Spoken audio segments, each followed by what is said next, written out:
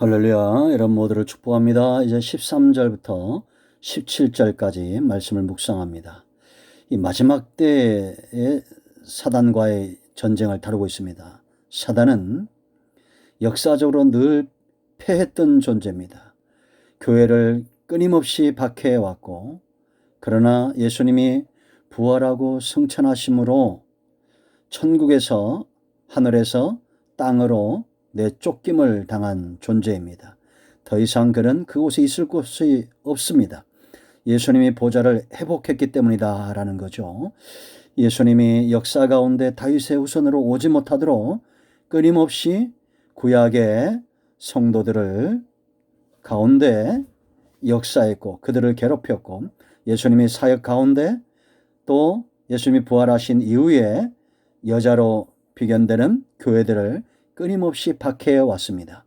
그러나 우리의 선조들은 다 승리하셨고, 예수님이 승리하셨듯이 우리의 신앙의 선조들이 승리하셨듯이 저와 여러분도 반드시 승리할 줄로 믿습니다. 이제 13절부터 17절까지 말씀 보면 마지막 때 우리가 어떻게 이 사단의 역사를 잘 대적할 것인가를 깨달아 알아야 됩니다. 12절 하반절에 크게 분내어 너에게로 내려갔다라고 말합니다. 이 마지막 시대를 책임지고 있는 저와 여러분에게 사단이 이제 역사하는 겁니다. 먼저 13절 말씀 보면 용이 자기가 땅으로 내쫓긴 것을 보고 남자를 낳은 여자를 박해한지라 그랬습니다. 여자는 마리아를 이야기하지 않는다 그랬죠. 역사적으로 교회를 이야기하고, 이 남자는 예수 그리스도를 이야기합니다. 교회가 박해를 받는 이유를 우리가 알아야 됩니다. 왜 유독 교회만 이렇게 박해를 당할까? 사단의 타켓이 어디에 있어요? 교회에 있다라는 것입니다. 지금 우리나라에 아직까지 큰 박해라 할 수는 없지만 교회 예배가 제한되고 또 교회에 큰 어려움들이 오고 있는 것을 우리가 직감할 수 있습니다. 사단은 교회를 가만두지 않을 겁니다. 자기의 자리를 빼앗겼기 때문에 이제 큰 분노를 가지고 교회를 박해하게 될 거예요. 이럴 때 우리는 이것을 이상히 여기지 말아야 됩니다.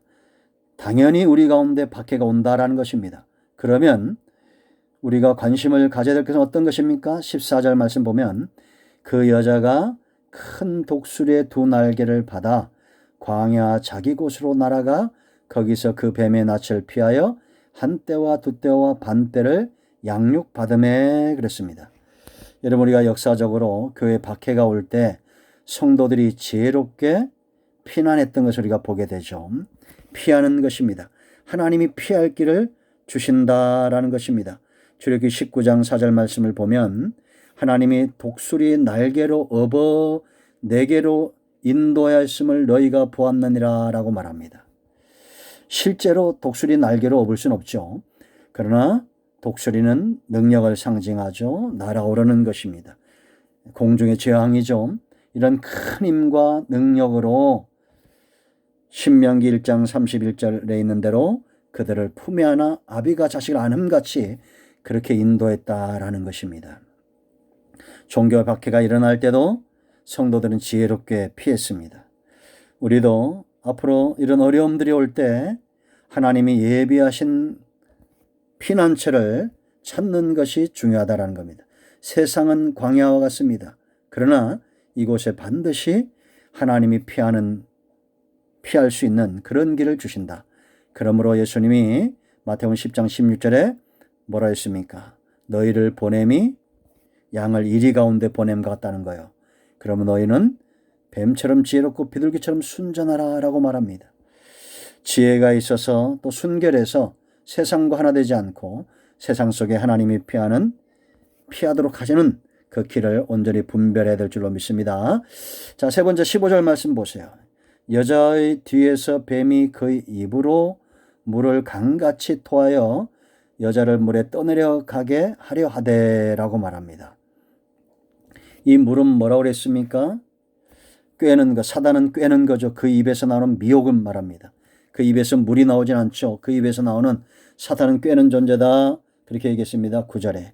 이단 사상들입니다. 이단과 잘못된 교훈과 이런 죄악, 사단은 죄악을 조성하는 자들이죠. 이 죄악된 세상, 이것이 강물처럼 범람하는 시대가 올 것이다 라는 겁니다.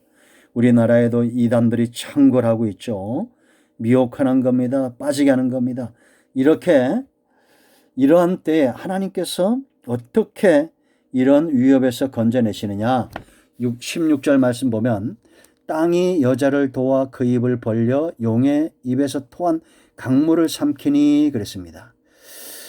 여러분, 로마 시대 때도 그랬고 2세기 때도 그렇고 이단들이 창궐하고 죄악이 관영할 때 하나님이 쓰시는 방법이 있습니다. 모든 것이 협력하여 선을 이루는데 전쟁이 일어나거나 나라에 분쟁이 일어나면 이러한 것들이 잠잠해집니다. 실제로 여러분 우리나라도 6.25 때 일제시대 때 전쟁이 일어날 때 당시만 해도 이단들이 창궐할 때죠. 이런 전쟁통에 어떻게 됩니까? 이단적인 사상들이 사라지고 복음적인 교회들은 더 강성해진다라는 겁니다. 그래서 외압이 오면 어떤 어려움들이 오면 진짜 복음과 가짜 복음은 표가 나게 돼 있어요. 바람이 불면 알곡과 가라지는 어떻게 됩니까? 알곡은 안으로 들어오고 가라지는 날아가는 것입니다. 사단이 아무리 이단 사상으로 교회를 미혹하고 넘어뜨리려고 해도 전쟁이 일어나거나 외압이 오거나 어떤 어려움들이 올 때 반드시 그러한 이단적 사상들은 꼬리를 내리게 되어 있다라는 것입니다. 지금 우리 눈에 보여지고 있지 않습니까? 이만희 씨 하는 태도를 보세요. 잘 분별해야 됩니다. 사단은 마지막 때가 될수록 다른 교훈을 보낼 겁니다. 믿는 자를 찾아보기 힘든 그런 시대가 올 거예요. 하나님은 할 수만 있다면 이 땅을 움직여 하나님의 나라와 구속받은 백성들 그 가운데 역사하는 복음을 지켜낼 것이다 라는 겁니다. 자, 사단의 타켓이 되는 자들이 있습니다. 이걸 잘 알아야 됩니다. 17절 말씀 보세요. 용이 여자에게 분노하여 돌아가서 그 여자의 남은 자손입니다. 교회에 어느 시대나 남은 자들이 있다고 했죠. 이 남은 자들은 어떤 자들이에요? 곧 하나님의 계명을 지키며 예수의 증거를 가진 자들과 더불어 싸우려고 바다 위에 서 있더라. 하나님을 대적할 수 없고 예수 그리스도를 대적할 수 없고 실패했죠. 천사장 미가엘과의 싸움에서도 실패했습니다. 이제 남은 자들, 마지막 시대에 남은 자들과 더불어 싸우는 겁니다. 그럼 이제 우리는 남은 자 속에 서기 위해서 우리는 어떻게 됩니까? 하나님의 계명과 예수 그리스도의 증거를 가진 자들, 바로 성령의 사람들이 되어야 된다라는 거예요. 초대교회가 박해를 받은 이유가 여기 있죠. 사단은 끊임없이 외식된 자들을 통해서 계명을 걸고 넘어졌고 사단은 예수의 증거를 가진 교회들을 박해했습니다. 우리가 이걸 잘 분별해서 영적 싸움에서 승리하는 저와 여러분이 되어야 될 줄로 믿습니다. 아멘. 할렐루야. 모두 승리하시길 축복합니다. 요한이 씨. 아멘.